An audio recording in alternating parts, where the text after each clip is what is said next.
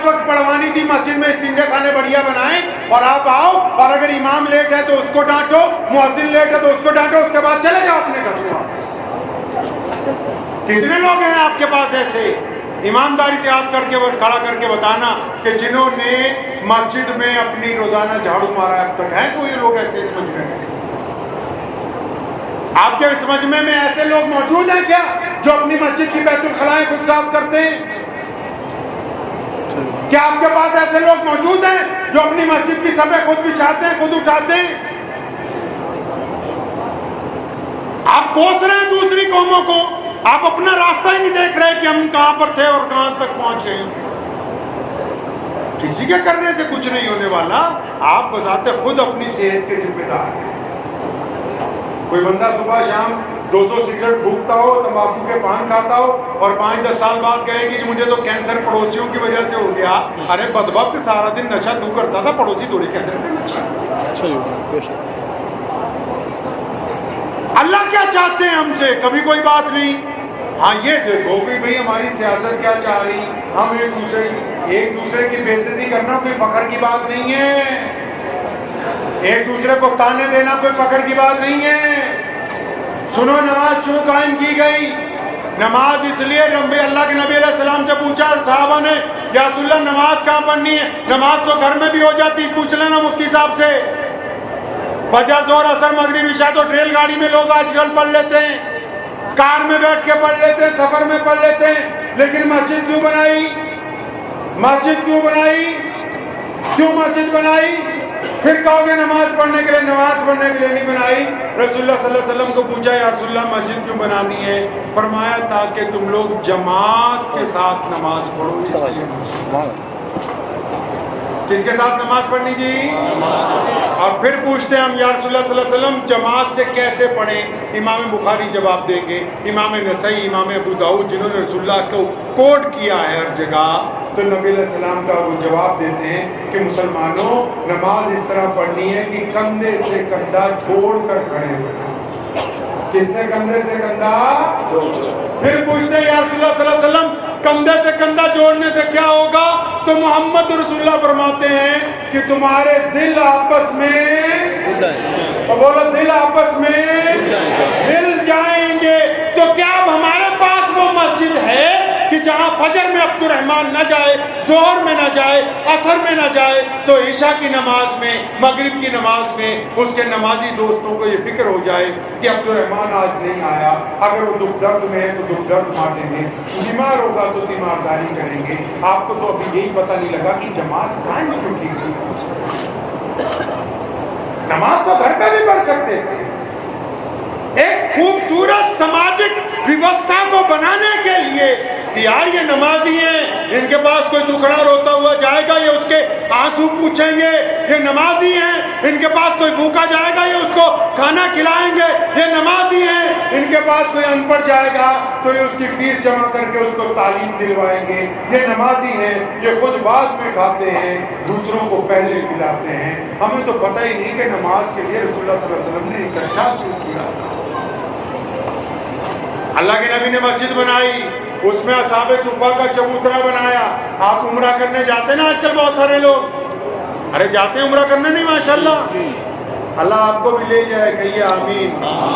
نبی علیہ السلام کے روضے کے بالکل ساتھ ایک چبوترا ابھی بھی بنا ہوا ہے، اس کو اصحاب صفہ کا چبوترا کہتے ہیں۔ کس کا؟ اصحاب صفہ کون؟ رسول اللہ سے پوچھا یا رسول اللہ یہ چبوترا کس لیے ہے؟ آج کے دور کے حساب سے آپ کو مفہوم بتا رہا ہوں حدیث کا۔ حکم ہوا یہ دنیا کی پہلی NGO ہے، یہ دنیا کا پہلا یتیم خانہ ہے، یہ دنیا کا پہلا یتیموں کا گھر ہے، یہ دنیا کا پہلا اسکول ہے، یہ دنیا کا پہلا مدرسہ ہے، یہ دنیا کا پہلا مسافر خانہ ہے، یہ دنیا کا پہلا لنگر کی جگہ ہے۔ یا رسول اللہ اس کا کیا کریں گے؟ فرمایا جن کو کوئی نہیں پوچھتا ان کو ہم اپنے پاس رکھیں گے، ان کی خبر گیری کیا کریں گے۔ تم بھی بتاؤ مسلمانوں کہ تمہارے پاس سردنے کی کسی مسجد میں اصحاب صفہ کا چبوترے کا حکم بھی باقی ہے کہ نہیں؟ چبوترا تو چھوڑو، حکم باقی ہے کہ اس کا نہیں؟ کیا آپ کے پاس ایسی مسجد ہے جس کے متولی کو، امام کو اور صدر کو یہ پتا ہو کہ اس محلے میں کتنے لوگ ہیں، ان میں کتنے غریب ہیں، چاہے وہ مسلمان ہیں، ہندو ہیں، سکھ ہیں، عیسائی ہیں، دلت ہیں، جینی، بودھی، کوئی ہو، اس سے کوئی مطلب نہیں۔ کیا پتا ہے آپ کو کہ محمد رسول اللہ صلی اللہ علیہ وسلم کھانا کھانے سے پہلے بلال کو پوچھتے ہیں کہ سامنے والے پڑوسی کھا چکے؟ جی یا رسول اللہ کھا چکے۔ دائیں طرف والوں نے کھایا؟ جی یا رسول اللہ کھایا۔ بائیں طرف والوں نے؟ جی یا رسول اللہ۔ پیچھے جو محلہ وہ کھا چکے۔ اس وقت وہ سارے کے سارے لوگ مدینے میں مسلمان نہیں تھے، اس دور میں مدینے میں یہودی بھی رہ رہے تھے، مختلف رنگ اور نسل کے لوگ مدینہ المنورہ میں رہتے تھے، لیکن نبی علیہ السلام چاہتے تھے کہ ہم اس وقت کھانا کھائیں جب سارے مدینے کے قریب کھانا کھا چکے ہوں۔ تو کیا آپ کی مسجد میں جو کمیٹی بنی ہوئی ہے کیا اس نے یہ فکر کر رکھی؟ میں ابھی گیا تھا گجرات، وہاں کہہ کے آیا ہوں، تو پتہ نہیں کچھ لوگوں کو بات اچھی لگی یا نہیں۔ میں ٹھیک ہے زکوٰۃ بانٹ رہے ہو، پوری دنیا میں بانٹ رہے ہو، کیا تمہارے ایک مسجد میں ہم نے نماز پڑھی، کہنے لگے یہ 7 کروڑ روپیہ لگا کے بنائی ہے، اس کے آس پاس غریبوں کے گھر ہیں، چھتیں ٹوٹی ہوئی ہیں، تو ان 7 کروڑ کا کیا کرنا ہے اگر ان غریبوں کے منہ میں ہم 3 وقت لقمہ نہیں ڈال سکے؟ ہمیں پتہ ہی نہیں یار کہ اسلام ہمارے پاس آیا کیوں۔ اللہ نے قرآن پاک میں 2 ٹوک کہا، سنو اب یہ جو الگ الگ جواز پیش کر رہے ہیں ان کی باتیں ٹھیک ہو سکتی ہیں، لیکن قرآن میں ایسا نہیں۔ قرآن نے کہا کہ نماز تم پر فرض کر دی گئی، ان الصلاۃ، نماز تم پر فرض کر دی گئی اس لیے تاکہ تم آج کے بعد گندی باتیں کرنی چھوڑ دو، اچھی باتیں۔ پتہ لگا اب نماز کیوں پڑھوا رہے ہیں؟ پتہ لگا نماز کیوں پڑھوا رہے ہیں؟ کہ تم نماز پڑھو تو ٹھگی نہ ماریو، نماز پڑھو تو کسی کی بیٹی کی طرف زنا کی نگاہ نہ ڈالنا، نماز پڑھو تو ماں باپ کے آگے اونچی آواز میں مت بولنا، نماز پڑھو تو بیوی پہ تھپڑ نہ مارنا، نماز پڑھو تو بچوں پہ ظلم نہ کرنا، نماز پڑھو تو پڑوسیوں سے غنڈہ گردی نہ کرنا، نماز پڑھو تو لقمہ حرام نہ کمانا۔ اب تو ان کو پتہ ہی نہیں کہ نماز کہہ دی اللہ سے ملنا ہے۔ اللہ ان لوگوں سے نہیں ملنا چاہتا جو سجدہ بھی کریں ٹھگیاں بھی ماریں، اللہ ان سے نہیں ملنا چاہتے جو سجدہ بھی کریں ماں باپ کو گالی بھی دیں، اللہ ان سے نہیں ملنا چاہتے جو سجدہ بھی کریں اور بیوی کے ساتھ لڑائی بھی کریں، اللہ ان سے ملنا چاہتے ہیں جو نماز میں یہ وعدہ کر کے جائیں کہ تیرے سے وعدہ ہے کہ آج کے بعد میں بے ایمانی نہیں کروں گا، میں ایمانداری کی زندگی گزاروں گا، اس لیے نماز پڑھیں۔ قرآن نے پھر کہا کہ نماز متقیوں کے لیے ہے۔ متقی کس کو کہتے ہیں؟ ارے متقی کس کو کہتے ہیں بھائی؟ دیسی زبان میں کس کو کہتے ہیں متقی؟ جی ارے تقوی والے کو نہیں کہتے، اچھے بندے کو متقی کہتے ہیں۔ اچھا بندہ کون ہوتا ہے پتہ ہے؟ جس کی داڑھی پگڑی، نہیں وہ اچھا نہیں ہے، وہ اچھا نہیں ہے۔ سیدنا امیر المومنین عمر بن خطاب رضی اللہ عنہ مسجد میں بیٹھے، ان کا پی اے ان کے ساتھ بیٹھا ہوا ہے، تو پی اے کو تو عادت ہوتی ہے چمچہ گیری مارنے کی۔ بندے سارے نہیں خراب ہوتے، بعض اوقات ساتھ والے جتنے بڑے لوگ ہوتے ہیں سارے نہیں خراب ہوتے، چمچے خراب ہو کورٹ نے فیصلے کروا دے۔ تو پی اے نے کہا حضرت عمر المومنین رضی اللہ تعالیٰ عنہ سے کہ عمر بن خطاب یہ جو بندہ سامنے نماز پڑھ رہا ہے نا، نفل پڑھنے آیا، فرمایا ہاں یہ بڑا اچھا بندہ ہے، بڑا پیارا بندہ ہے، بڑا دیندار بندہ ہے، بڑا پرہیزگار بندہ ہے، اور یہ پیسے بھی بہت بانٹتا ہے اور خیرات بھی کرتا ہے، لنگر بھی لگاتا ہے۔ یہ تو موڑے کھاٹو ہوا نہیں چڑھے بس۔ تو کہا کہ یہ بڑا اچھا بندہ ہے۔ عمر رضی اللہ عنہ آپ کو پتہ ہی ہے جلالی تھے، اب انہوں نے اپنا ہاتھ اٹھایا، اس کی گدی پہ ایک ماری، فرمایا دوڑ کے جا۔ کہاں جاؤں امیر المومنین؟ فرمایا اس کی ماں سے پوچھ کے آ کہ یہ اچھا ہے کہ یہ برا ہے۔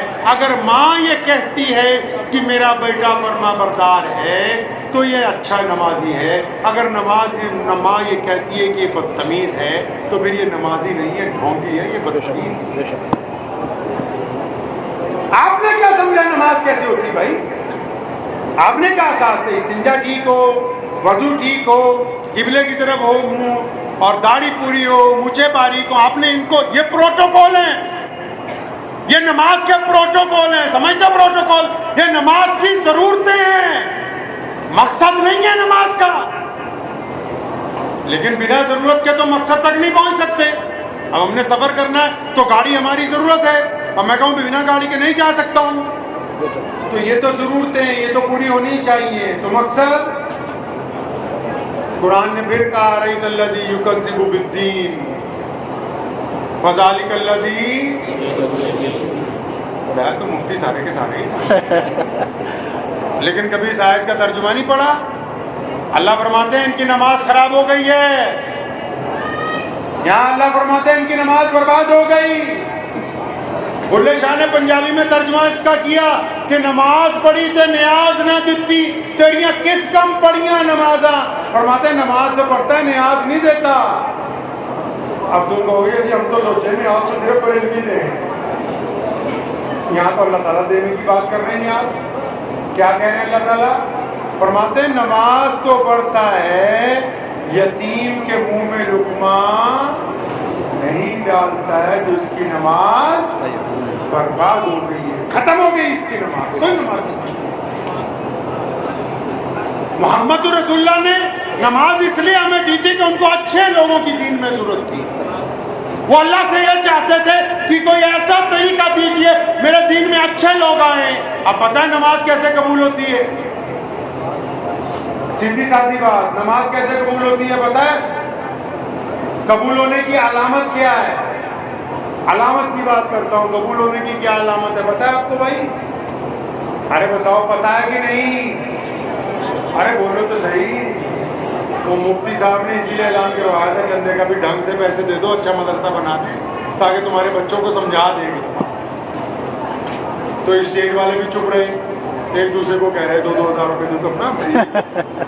جہاں لاکھوں پتی رہ رہے ہوں وہ ایک دوسرے کا منہ دیکھ رہے ہیں، کیونکہ ہم دین برانڈ کا نہیں چاہتے نا. نماز کی علامت کیا ہے؟ نماز کس طرح پتہ لگتا ہے دل کو کہ ہو گئی؟ ابھی آپ مسجد میں جائیں گے عصر کی نماز پڑھنے، کہیے انشاءاللہ جائیں گے. انشاءاللہ. اب نماز پڑھ کے جب آپ مسجد سے باہر نکلے،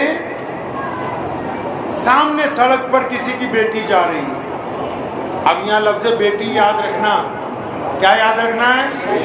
حضور صلی اللہ علیہ وسلم مسجد نبوی میں بیٹھے تھے، ایک لڑکی کو گرفتار کر کے لائے صاحب، وہ لڑ پڑی تھی، جنرل تھی کسی فوج کی، تو اس کے سر پہ دوپٹہ نہیں تھا. وہ حاتم طائی کی بیٹی تھی، بہت بڑا بادشاہ تھا. تو نبی علیہ السلام نے بڑی دور سے محسوس کر لیا کہ جو بیٹی آ رہی ہے اس کے سر پر دوپٹہ نہیں ہے. تو پیارے محمد صلی اللہ علیہ وسلم نے اپنی رحمت والی چادر اتار کے ایک صحابی کو دی، فرمایا دوڑ کے جاؤ اس بیٹی کے سر پر رکھ کے آؤ، اس کے دوپٹہ نہیں ہے. تو صحابی نے ادب سے کہا تھا یا رسول اللہ صلی اللہ علیہ وسلم یہ آپ کی چادر تو طٰہٰ یاسین والی چادر، یہ مدثر والی چادر. کون سی چادر؟ ارے کون سی چادر پتہ ہے؟ ابھی بھی نہیں پتا، سن لو کس کی چادر ہے. وہ چادر ان کی ہے کہ شیخ سعدی کہتے ہیں میں نے بہت شعر لکھے نعت کے لیکن تسلی نہیں ہوئی. پھر ایک دن ایک مصرع لکھا کہ بعد از خدا بزرگ تو ہی ہے. فرماتے ہیں کہ میرے دل نے کہا سعدی اللہ کے بعد کائنات میں اگر ہمارے لیے سب سے معزز کوئی ہے تو محمد رسول اللہ صلی اللہ علیہ وسلم. اب معراج پہ جانا تھا اللہ کے نبی نے. کہاں جانا تھا جی؟ معراج پہ. معراج پہ جانا تھا. یہ بیچ میں چادر کی اہمیت سمجھا دوں پہلے آپ کو، کیونکہ آپ لوگوں میں اہمیت کا بڑا رفڑ ہے نا. ہر بندہ چاہتا ہے کہ میں بہت بڑی چیز ہوں. سنو چادر کس کی ہے. نبی علیہ السلام معراج پہ جائیں گے اللہ سے ملنے. ام ہانی کے گھر میں کمرے میں آرام کر رہے ہیں، جبریل آ گئے، سواری آ گئی بیت اللہ میں. اللہ کے نبی کو اس کو بٹھا پہ لے کے جانا ہے. جبریل جب کمرے میں پہنچے تو دیکھا نبی علیہ السلام سو رہے ہیں. نبی علیہ السلام آرام کر رہے ہیں. انہوں نے اللہ کو کہا کہ اللہ تیرا محبوب سو رہا ہے، آپ حکم دے میں آواز دے دوں. اللہ نے فرمایا نہیں، میرے محبوب کا آواز دو گے اچانک ترک جائیں گے. میں نہیں چاہتا کہ میرے محبوب کو ذرہ برابر بھی پریشانی ہو. پھر انہوں نے کہا یا اللہ آپ اگر اجازت دیں تو میں ہاتھ لگا دوں آپ صلی اللہ علیہ وسلم کے جسم مبارک کو. فرمایا نہیں جبریل ٹھیک ہے تو فرشتوں کا سردار ہے، ٹھیک ہے 24 گھنٹے تو عرش پر رہتا ہے، مان لی یہ بات کہ تجھے بڑا معزز بنایا ہے، لیکن اتنا معزز بھی نہیں کہ محمد رسول اللہ کے جسم پاک کو ہاتھ لگا لے۔ جبریل خود پوچھتے ہیں اللہ سے، یا اللہ اب کرنا کیا ہے؟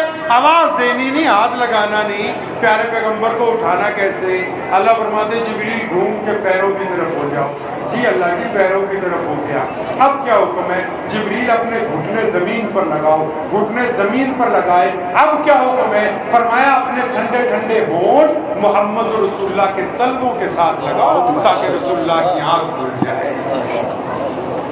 بتانا تھا کائنات کو